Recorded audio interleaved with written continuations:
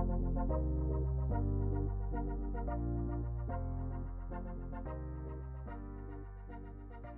don't know how to start this one. All right, I'll just say welcome. All right. Well, everybody, welcome to episode 3 in season 1 of This Isn't Every Day. My name is Benjamin Hedgspeth, and with me, as always, is my beautiful wife, Roxanne. No. I just wanted to throw that in. Roxanne. Your name is? Elizabeth. Elizabeth. I do like to put wrong names on name tags quite regularly. That is something you do. Especially in spots where I will know a couple of people. Right. And I don't really care about meeting the rest. You know what I'm saying? It's like one of those kind of silly, that's coming across a little bit wrong, but it means that I know that there's not really going to be that many new lasting connections made at wherever I'm Just at. like a and they're mainly for the group that I already know, that kind of thing. And so it's just a silly thing I do. Like I'll make up a name. And then Tom at church does that. He's one of the security guys. And so he has a new name tag with a different name every week. He said that way, if you get mad at me and you come back in like, where's Vince? There's no Vince here. I don't know what Vince. What are you talking Vince? About? Yeah. So anyway. But this isn't every day. So today we're going to talk about something that we did that is kind of a habit change, methodology change for us. Something that's been a part of our life for over a decade. And we just said, that's it. We're done with you. Get out of here. That's really hard. It is. I think that's a little harsher than it actually happened. I really feel like maybe I'm building it up a little bit. You're like clickbaiting, but they've already clicked. I know. I'm having fun. All right. So we've had Netflix since they were sending out DVDs in the mail. And we were a homeschooling family, and it was a way to get shows and documentaries. And where we lived, internet was not easily accessible or reliable. And so if we wanted to watch new stuff, and again, taking a family of 5 to the movies is stupid expensive, we had them come in the mail. And that was how our kids watched Clone Wars. Yeah. It was through the DVDs. Oh my goodness. I forgot about that. Yeah. I had the DVDs come for them. Yeah. And so we were prolific Netflixers for a we were pretty early adopters, really, all things said and done. We knew about it before it was cool. No, it was, You're such a hipster. I know. My beard and my rimmed glasses are Even though hipsters aren't a thing anymore. No, not really. I had a beard before hipsters had beards. Because I'm just that amazing. So I wish you could see her face right now. No, right now. That's exactly why I said it. I'm just like, whatever. So anyway, so we haven't had satellite, cable, regular TV. We did have satellite for a while. In Spencer County, because they cut me a deal. Right. Because I called them and I said, well, we're not really using this. And they gave me basically what are the free channels, like QVC, whatever's previewing and that kind of thing. Yeah. And local channels, because our antenna wasn't great where we were, for $5 a month. Yeah, and that's kind of like, that's kind of a no-brainer. But we did eventually get rid of that. And more so I forgot to renew it when we moved. Okay, yeah. But we haven't, it's been well over 10 years since we've had cable or satellite or whatever at this point. And so we've lived as content streamers. You've had YouTube Red since it came out. Pretty close. Basically, you're on the initial price bracket. Yeah, I got to stay on that, which I changed cards and had to make sure I didn't lose that pricing structure, because it is a little cheaper. It's not a huge difference, but it is a difference. But if you can save $2 a month, you save $2. I say $5. Whoa, hey, that's something. Yeah, that's something. $60 a year. That's 5 drive-through Diet Cokes at McDonald's every month. Yeah. So that's how I measure life. Yeah, it is. it really is. You want to know. That's what's kind of funny about it. It's one of my markers. Yeah. So we've had Netflix, and then when Amazon Prime came out, we got that more because we were doing shipping. Right. It wasn't, but then we're like, oh, shoot, you can watch like old TV shows and movies and stuff like that on there. Yeah. We were shipping things, though, and the free shipping did add up to $100 a year. Right. And I don't know that our shipping now constitutes continuing Prime, but we watch it. And we use Amazon. The kids use Amazon Music. More so than we do. Right. We're hardcore Pandora with ads people, because we've spent so much time fine tuning those stations, and it's kind of hard to walk away from it, but we don't want to pay for it at the same time. Yeah.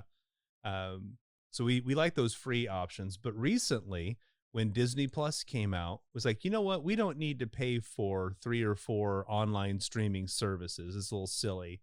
So it's like, well, we've kind of watched everything we want to watch for now on Netflix. And we were kind of like re-watching things for the 4th time at that point. And we're like, well, and I wasn't watching it much. No, like you really I weren't. Basically was watching it for The Good Place. When the seasons came out for that and Stranger Things. Those were the only times I was using Netflix. Right. I wasn't getting on it. Well, and I was watching stuff on Netflix that we also had on Prime. And so there really wasn't a need. Well, and that's my Star Trek stuff. Yeah. It's all on Prime. So I don't need Netflix for that. We had watched a little, Parks and Rec, but that's also on Netflix or on Prime. So they were kind of doubling up on what we were actually watching. And so there's really no point in continuing to pay for it. And so where a lot of people are just now getting to the point where they're cutting cable, we're cutting Netflix. I know. So weird. And people are like, we were already suffering from the, hey, have you seen the thing on regular TV? And we're like, no, we don't watch TV. We haven't watched TV in forever. And where we live right now, the only like through the air television stations we get, it's all Tijuana TV stations. And so like not that fluent in Spanish. No, but I mean, we can watch pro soccer or something if we want to, but the only word that you're going to understand is goal. Yeah. So it's not doing us a whole lot of good.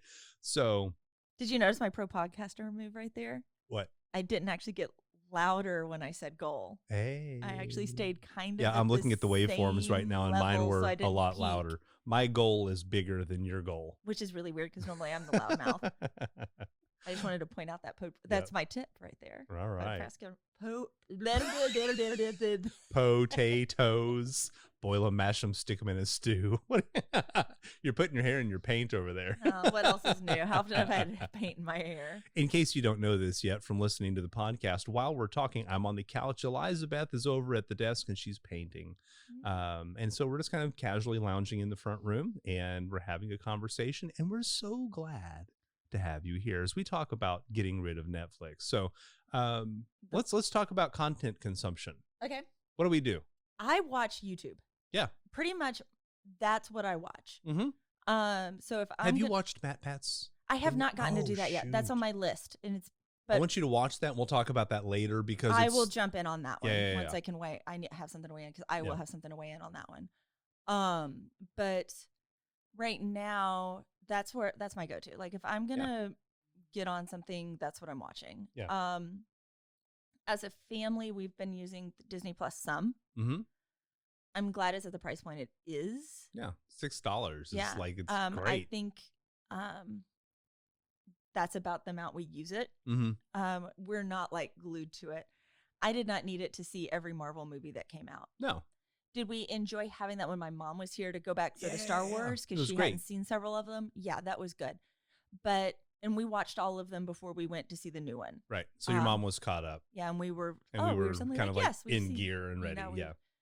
Already. But I am not a big person to go back and watch things. No. And that's just the way I am. I watch it once I'm done, live on.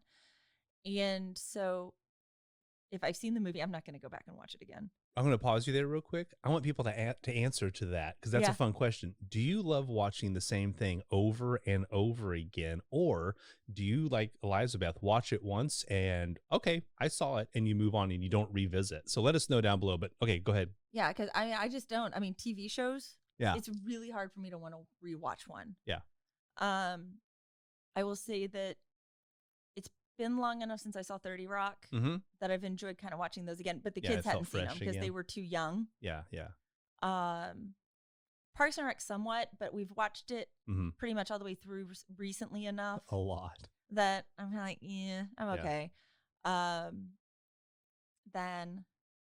But even movies I love, I'm not going to sit down and be like, no, there's so many other things and so much content out there that I'd rather have something new.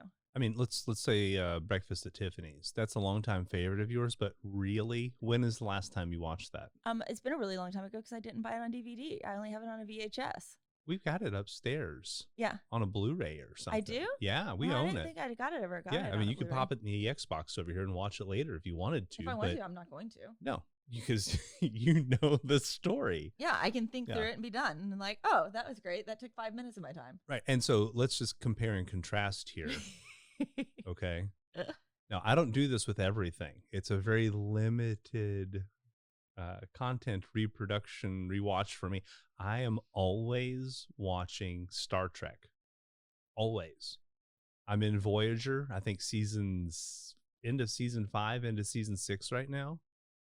But that's while I'm making pancakes or getting ready, type of stuff. I'm always watching. And I think this time through, I'm actually going to watch Enterprise with Scott Bakula, because last time through I didn't, because it's not my favorite, but it's part of canon. And it's in a section that I don't really know real well. And so it's like, well, I'll go back and I'll rewatch him and his Beagle and the original Enterprise and all of that stuff. So, which I'm even talking about stuff that you don't know. I'm just right sitting now. Yeah, you're sitting here painting. Ignoring you for a minute. Well, just so you know, Lieutenant Barclay just got the Midas array to produce the micro wormhole, and they were able to go back through that and broadcast to the Voyager crew for the first time. So from now on, they've created the plot device where they can communicate with Starfleet back on Earth. So here's my thing. Comment below if you care. Yeah. If you care about any of what he just said. Yeah, because you don't. I might as well be watching MASH. Oh, gosh. I don't care about MASH either. But yeah, really getting rid of Netflix, it kind of felt strange though after a while, because it was just something we had. Right.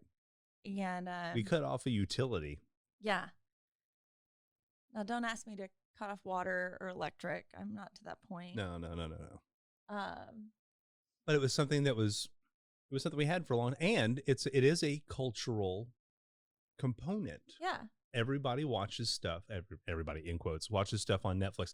Tell you what, let's talk about streaming in the meeting we went to the other week with Hugo. Oh yeah, I got to just kind of look at. Let's tell everybody about stuff that they may not really care enough to research, but we can kind of let them in on what current cultural patterns are for streaming versus regular TV and all that kind of stuff. Why don't you talk about that for a second? One of the things that was very interesting. This was with TV Saint Mon, and it was the French American Chamber of Commerce here. Right. So very interesting group to go with. If you know, neither Ben nor I are French.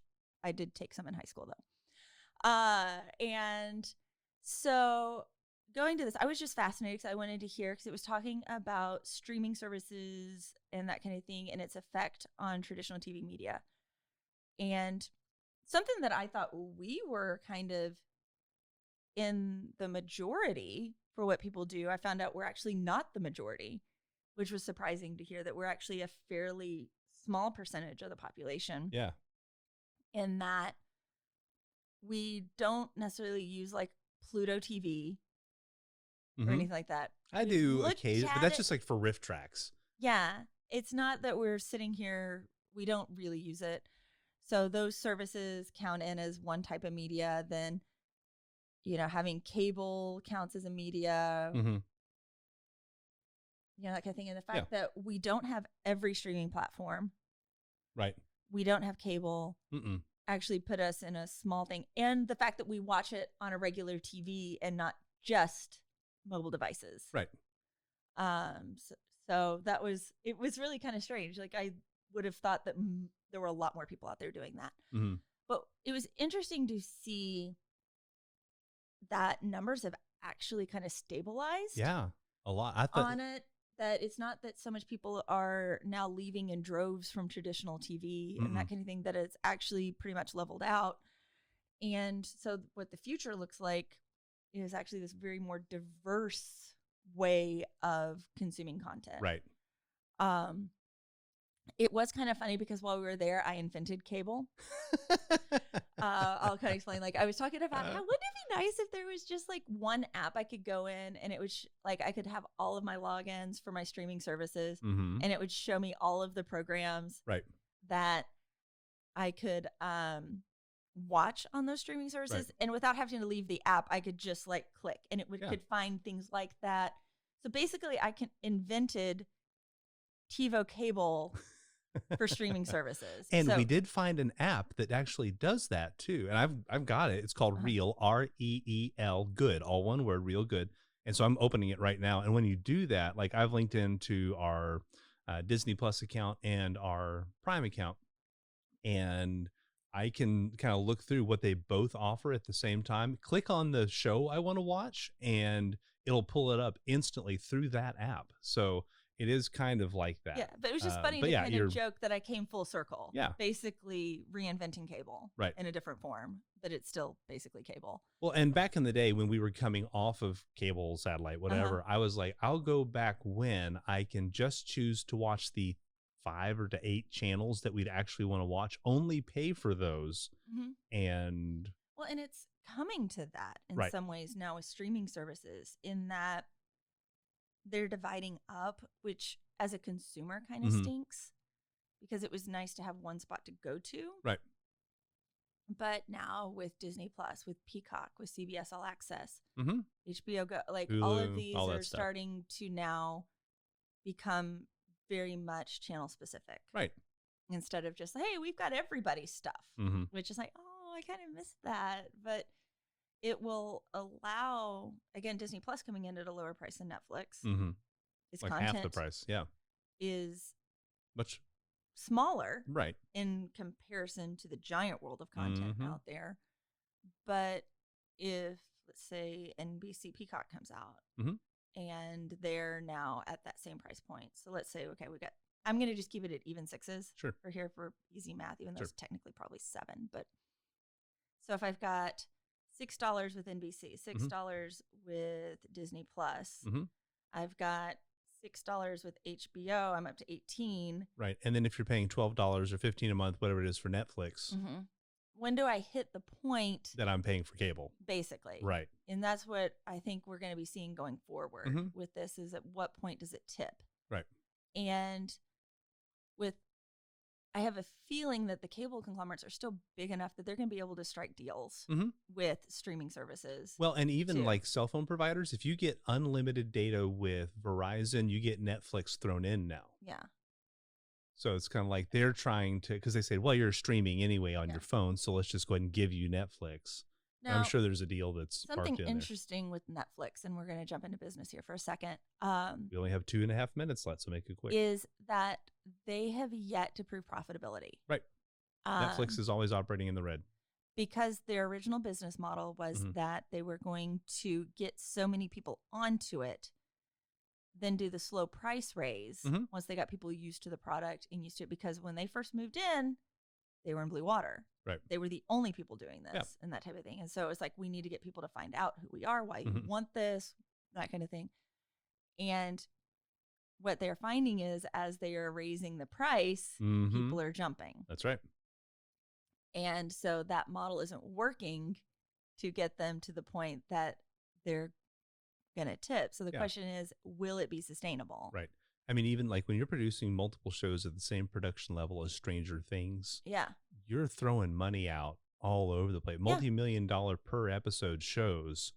You can't maintain that without raising the price. And so at some point they'll price themselves out, but they're also losing a lot of properties as these other people come in and open up their own streaming services. Yeah. Think about how upset they were losing about The Office. Yeah. Because NBC said, no, we're going to pull that back and show that on Peacock. It's going to be the only place you can get it. So once Peacock starts here in like, 2 months? Yeah. Then that's the only place you're going to be able to watch The Office online. And I'm sure there's going to be black market, viewing, like there always is. BitTorrent sites. You could always buy the DVDs. Yeah. But it's a dynamic that's continuing to shift a little bit. But we were surprised because there's still so many people running the quote unquote standard services. So, but yeah, so Netflix was a big part of our life, I guess, from a, content consumption viewpoint. But we finally said, no, we're good. And we'll probably do a free trial when Stranger Things 4 comes back out again. But I don't know the next time we'll pay for Netflix. So down in the comments below, what is it that you use for streaming? Do you stream a lot or a little bit? What's your content consumption? Do you watch more satellite? Do you listen to more podcasts?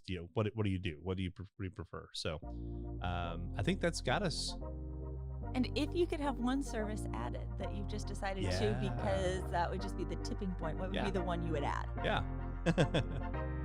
Thanks for listening along, guys. And this isn't every day.